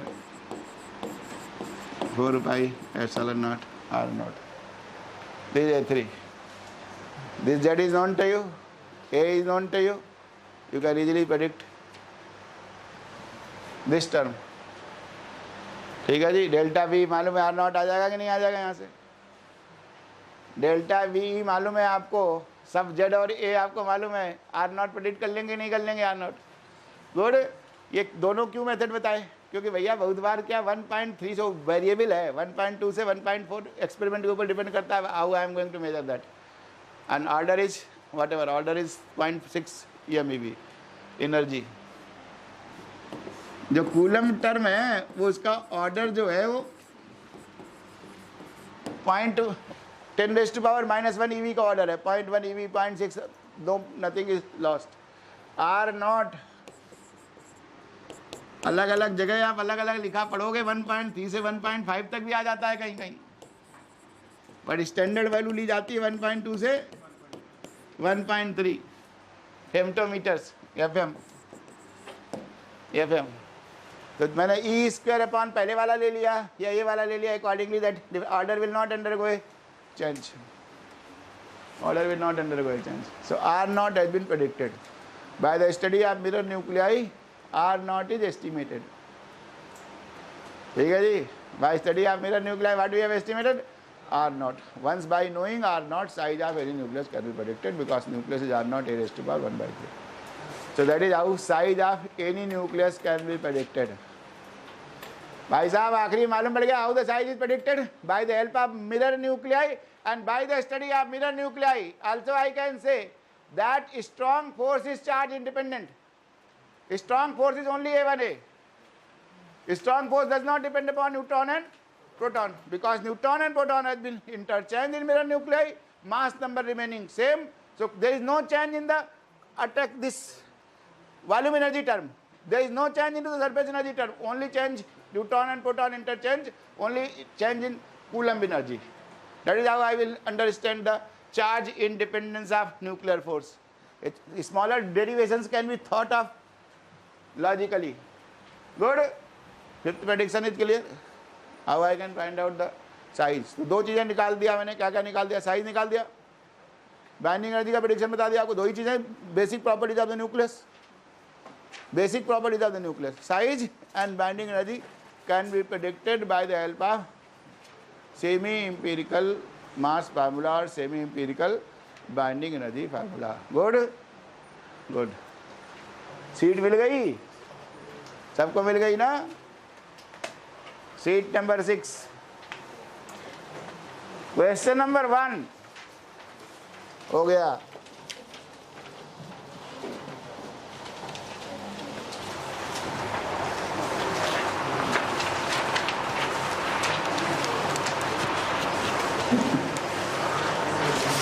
question number 1 हो गया भैया. Calculate the packing fraction and the binding energy per nucleon for 8O16 and 38 SR. This thing. Binding energy निकालोगे पहले. ZnAr given, ZnAr given. कैसी न्यूक्लियस है देखो, दोनों इवन है. एक इवन है एक ऑड है. एक में फिफ्थ टर्म होगा, एक में फिफ्थ टर्म नहीं होगा. So predict the binding energy divide by number of nucleon, binding energy per nucleon, and then predict mass. From the same formula predict mass. Then packing fraction is m by a minus 1. That is what has to be done. It is given as a solved problem in DC Thal's book. Whenever you have done this, this problem is given. Exactly similar kind of problems have been given in DC Thal's book. It is nothing formula substitution. Resnick and Iceberg also it has been given, but practice has to be done. Then question number 9. So that nucleus is a quantum system. बता दिया कि नहीं? Nucleus is a quantum system. Nucleus is a quantum system. Question number 11. Question number 11 is 40 mark question. 20-20 number के दोनों part हैं. अब 30 mark का question है, 15-15 के दो पार्ट हैं. Question number 11. Write down the Bethe Weizsacker formula. Write down क्या? Write down mass formula for a nucleus. Explain the significance of each term. Discuss the stability of nucleus against beta decay. दोनों diagram बनाओगे. Beta decay. What is the effect of pairing term on the stability, pairing term means fifth term. कैसे उसको stability is explain for even a nucleus, not for odd A. That pairing term comes for how statistically that term was added. B part. What are mirror nuclei? How does the charge independence of nuclear force can be understood by the concept of mirror nuclei? So फिर आप पूरा लिखोगे उसको. Then question 13. Calculate the Q value of the reaction. Q value भी निकल जाएगी. देखो reaction लिखी हुई है 4B9 plus 2He4 is 6C12 plus 0N1. सबका मास दिया हुआ है. Rest mass of the reactants minus rest mass of the products. AMU. 1 AMU is 931 MEV. Calculate the correct value. Formula substitution problem. ठीक है जी. Then question 17. Explain why stable light nuclei have equal number of protons and neutrons, whereas heavy nucleus has excess number of neutrons. तो आपको diagram से बताना है जब access हो जाएगा तो क्या होगा. एक्सेस एनर्जी को आपको कॉन्सेप्ट को बिल्टअप करना है. कोई घोल के नहीं पिलाएगा आपको इन आंसरों को, ना कहीं किताब में मिलेगा आपको. आपको जितना बता दिया गया उन्हीं से आंसर निकालना है. क्या करना है इसमें. Why stable nuclei have equal number of this. जो पेयरिंग एनर्जी है N equal to Z is stable. N greater than, उसके बाद क्या N greater than Z heavier में 40 तक तो है, 20 तक z is equal to 20, a 40, n equal to z, it is stable. Then after that there is a deviation. Deviation कैसा है? n greater than z. क्यों है? क्वेश्चन है ऐसा क्यों है. पहले तो स्टैटिस्टिकल फैक्ट है जो डायग्राम बनाया आपने स्टेबिलिटी कर, वही बोल दिया है. क्यों है? कूलम रिपल्सन बढ़ जाता है आपको. फिर जैसे हायर लेवल पे जाएंगे एक्सेस होगी तो अनस्टेबिलिटी बढ़ेगी आपको. There will be some empty space. तो आप whatever the way I have quantified for excess energy, just quantify n is greater than z or z is greater than n, the nucleon has to be raised to the higher level.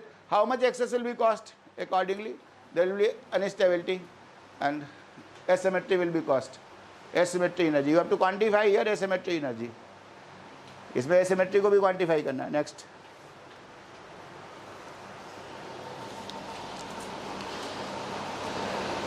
question 23. Estimate the order of nuclear radius of z is equal to 82 using the large angle scattering of alpha particle of energy 10 MeV incident. कैसे करोगे जी. question 23. Nucleus का order निकालना है आपको. Large angle by the back scattering 10 MeV alpha particle. First class में बताया आपको मैंने. एस्टिमेट कर सब सारा डेटा दिया हुआ है आपके पास. Kinetic energy must be equal to the repulsive potential energy.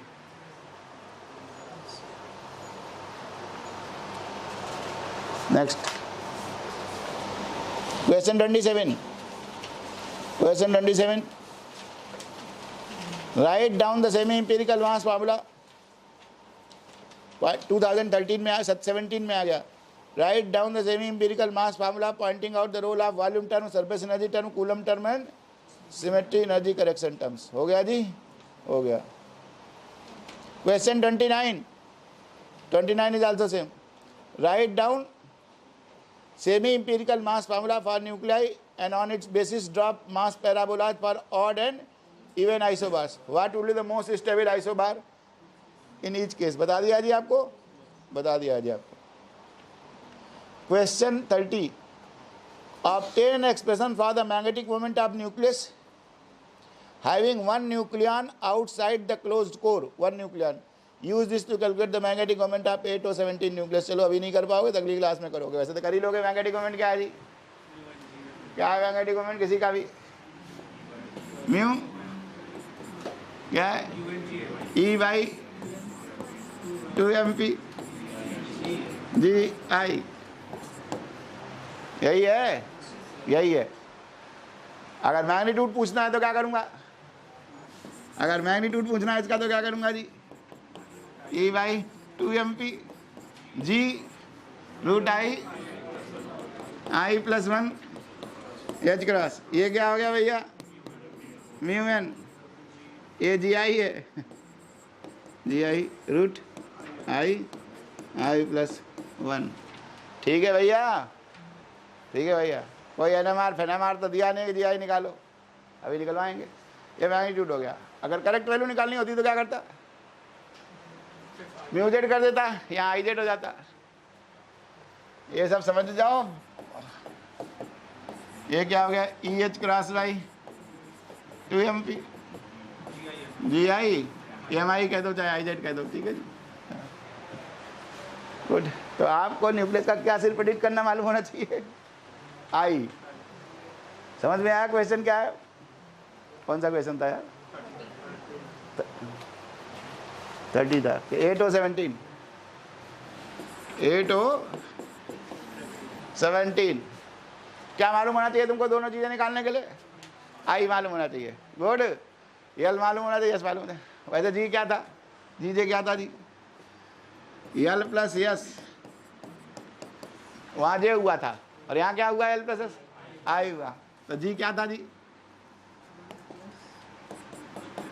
जी जे क्या था जी हमारा 1 plus J plus 1 plus S, S plus 1 minus L plus 1 upon 2 J plus 1, ठीक है जी, जी निकलेगा। यहाँ पर जे की जगह क्या है, आई है। न्यूक्लियस का अगर आई मालूम है, आई तब और यल और एस भी मालूम है न्यूक्लियस के, तो हम निकाल देंगे। तो अल्टीमेटली क्वेश्चन किस बात का है, आई और यल और एस निकालने का, ठीक है जी, ठीक है जी। जो क्वेश्चन पकड़ लिया है इसलिए कर दिया है, करने की जरूरत नहीं थी। क्यों, पहली क्लास में क्या बताया था मैंने आपको, पहली क्लास में क्या बताया था मैंने, सेमी एम्पिरिकल मास फार्मूला से क्या प्रेडिक्ट करते हैं, खत्म कर दें, क्या प्रेडिक्ट करते हैं। पहले देखो पूरे कोर्स को कनेक्टेड देखो, see the whole course connected. First class में न्यूक्लियस की प्रॉपर्टी समझाई, फिर मैंने कहा कि इसमें से 2 प्रॉपर्टी प्रेडिक्ट करूंगा, जाके थ्योरेटिकल प्रेडिक्शन करूंगा इनका, कहां से मैं, सेमी एम्पिरिकल मास फार्मूला से। कर दिया ना, साइज का प्रेडिक्शन करके दे दिया और आपको बाइंडिंग एनर्जी का करके दे दिया प्रेडिक्शन, मास का भी हो गया उससे। मैंने कहा कि आपको I angular momentum that is nuclear spin, magnetic moment, quadrupole moment, parity, excited state सब कहाँ प्रेडिक्ट करूंगा, जाके सेल मॉडल में करूंगा जाके, ठीक है जी। एक मैंने कहा गलत जगह क्वेश्चन छू दिया है क्योंकि कनेक्टेड है। अगर आपने एटॉमिक मॉडल पढ़ा है उसी का, उसमें भी पूछ सकता था इसमें।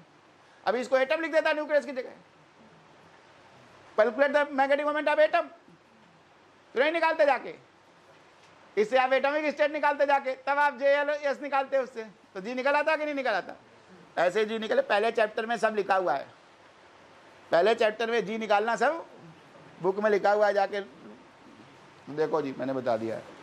But we will do that in due course of time.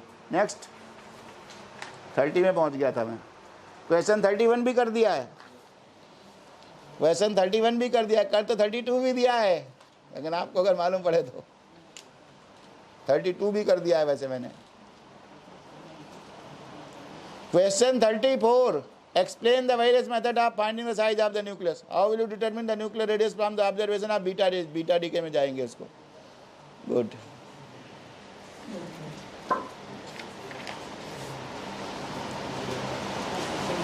Question 41, question 41, what is question 41, write down Weizsacker mass formula for the nuclear binding energy, give short justification for each term of the formula. हो गया जी, question 41 हो गया कि नहीं हो गया, हो गया जी। Question number 46, how many types of neutrinos exist, how do they differ in their masses. Order के हिसाब से बताया ना मास का classification, nu e nu mu nu tau, e mu tau, nu e nu मी न्यू मो mu nu tau. और physics बाकी सब जो कुछ जोड़ ऐड करना है, कहाँ ऐड करूंगा, फिजिक्स ऑफ न्यूट्रिनो में, फिजिक्स ऑफ न्यूट्रिनो। ऑर्डर बता दिया, मास की तरफ से क्लासिफिकेशन बता दिया है, and they are classified in terms of quantum numbers, L e, L mu, L tau. In every weak interaction number of lepton must be conserved. As many leptons are taking part, same number of leptons have to be produced. Good. Then question 50, 2022. Question 50. Write down the Weizsäcker semi-empirical mass formula and explain each term. Explain why 90 to 38 nuclei is an alpha emitter and not a beta emitter. अभी पढ़ेंगे जब course, तब connect करेंगे जाके कि क्यों है क्यों नहीं है, अल्फा emitter के लिए क्या होगा, बीटा के लिए क्या होगा. बीटा के लिए बता दिया what is beta emitter. Beta emitter नहीं है तो आप सोचोगे क्यों नहीं है. फिसाइल है क्या U238? U238 तो फिसाइल ही नहीं है. Fissile is 235. कनेक्ट करेंगे सारी चीजें एक ही जगह नहीं पूछेगा. टेल पूछ दिया, टेल में मतलब कनेक्ट कर दिया दूसरे टॉपिक को साथ उसके. Next question 51. Question 52. How could you establish nu e and nu e are two different particles? कैसे करोगे जी?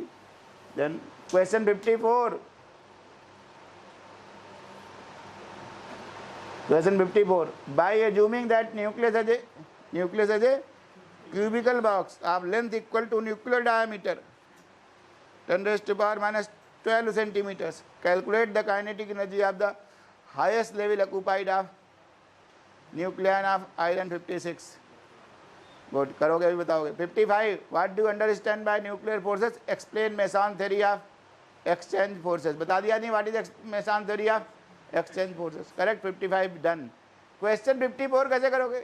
Assuming that nucleus as a cubical box. Sphere नहीं है, क्या है?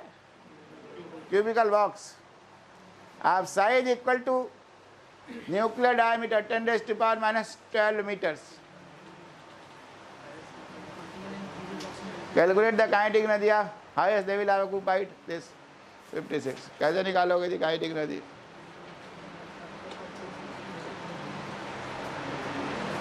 क्या जी क्वेश्चन तुम्हारे सामने है.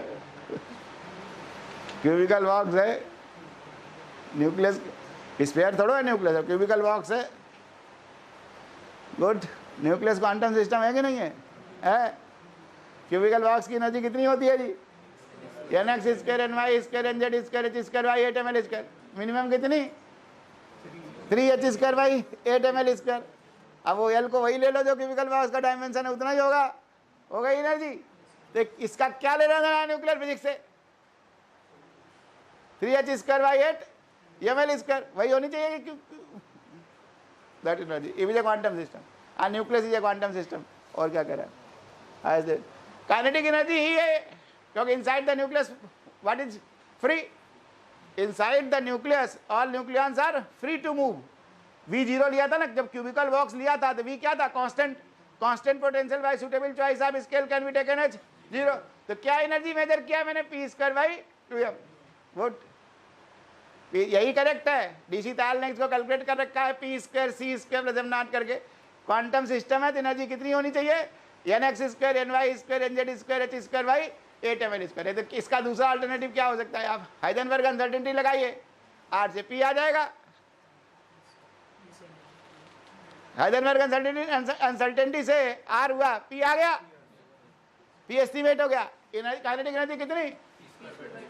mc square minus m0 c square, मतलब under root P square C square minus m0 square C4 minus m0 c square. Kinetic energy क्या कुछ मालूम नहीं है तो मैं क्या कर सकता हूँ?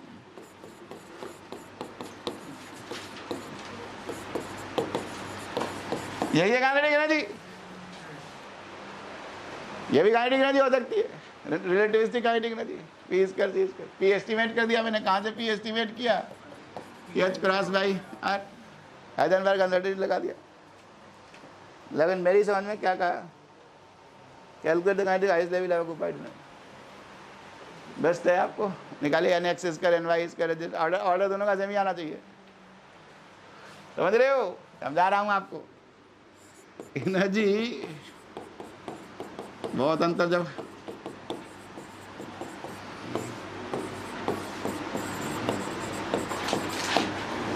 ये P स्क्वायर बाई 2m की वैल्यू है, बहुत ज़्यादा स्पेशल रिलेटिविस्टिक करेक्शन लगेगा. ये नॉन रिलेटिविस्टिक एनर्जी है P square by 2m. P square by 2m. ये P स्क्वायर बाई 2m का एस्टीमेट है. किसका एस्टीमेट है? P स्क्वायर बाई 2m का ही एस्टीमेट है. रिलेटिविस्टिक लोगे तो ये लोगे P स्क्वायर. इसके लिए करेक्शन टर्म जुड़ेगा, अगर आएगा तो लॉन्ग कॉम्प्लिकेटेड है. कुछ नहीं, आप simply NX square plus NY square plus एनजेड square by H square by 8ml square assuming that nucleus कैसे लिखोगे उस पर मार्क्स मिलना है। न्यूक्लियस पूछा ना क्वेश्चन में, nucleus is a quantum system, पहले चैप्टर में लिखा हुआ है nucleus is a quantum system. If nucleus is a quantum system then we are measuring p square by 2m because relativistic correction is extremely small. Relativistic correction क्या था, वो p4 upon something something था। You can neglect this for nuclei, nucleus के लिए neglect कर सकते हैं, तो इसकी ज़रूरत नहीं है मुझे। ये करेक्ट है वैसे, this is correct but is not a quantum mechanical, this is not a quantum mechanical. So आपको क्या लिख रहे हो उसके ऊपर डिपेंड करेगा, accordingly I will give you the marks. Good, then question 52 बता दिया आपको मैंने, 54 बता दिया आपको मैंने, क्वेश्चन 55 बता दिया, 17 क्वेश्चन हो गए कम से कम। Good, class is concluded. कुछ पूछना चाहो तो पूछ लो, गिन के बताना 17 क्वेश्चन हो गए कि नहीं 56 में से।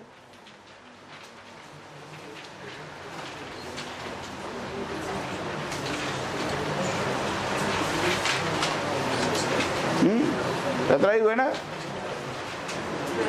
चलो कितने 16 हुए ना 16 हुए, 40 56 तो 16 क्वेश्चन हो गए, 25 question more than that has been. आप भी आराम से गिने जाके, class is concluded. See the sheet number 7, क्या मेरा तो काउंट किया हुआ है, समझ रहे हो। अभी तो अभी ये क्यों बदल गया, जो 23 वाला जोड़ दिया मैंने, समझ रहे हो। तो ऐसे करना, मुझे तो काउंट किया हुआ है कितना क्वेश्चन है। इसके बाद पहला चैप्टर खत्म होने के बाद सेमी इंपिरिकल मास फार्मूला बहुत इंपॉर्टेंट, सेल मॉडल के बाद आधा खत्म हो जाएगा। As soon as I will finish shell model, tomorrow's class I am going to do shell model, and shell model के बाद आधा खत्म।